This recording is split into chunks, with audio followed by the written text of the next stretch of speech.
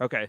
Hi, I'm here today with Executive Director of Progressive Democrats of America, Alan Minsky, and we are at Progressive Central. Alan, can you tell us what the event is about today? Well, every time there's been a Democratic convention since the founding of PDA, they've had a Progressive Central.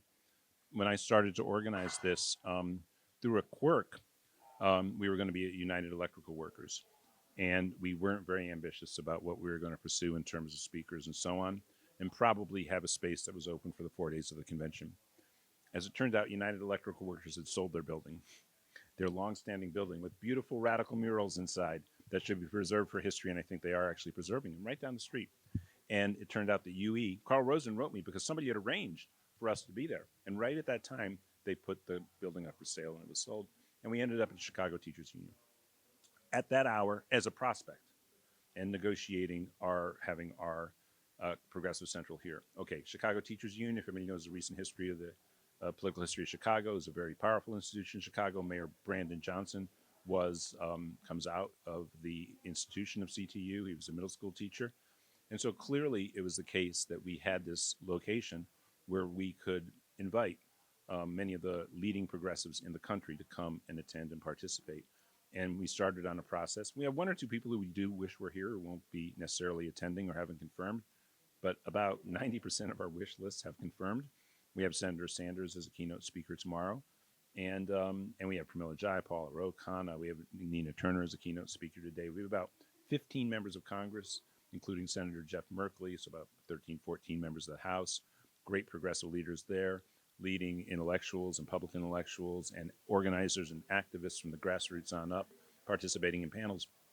So it's become much more like a conference flow, as if we had a DNC in which the progressives have won control of the party, and that's what we have here. Great. And so tell us, what are some of the top issues that we're going to be hearing about over the 2 days here? Well, we just got through a panel called Left Progressive Politics as the Solution to the Crisis of Democracy. And therein, the idea that the public has become exhausted with the political elite, the political establishment, for failing to address issues they are concerned with most.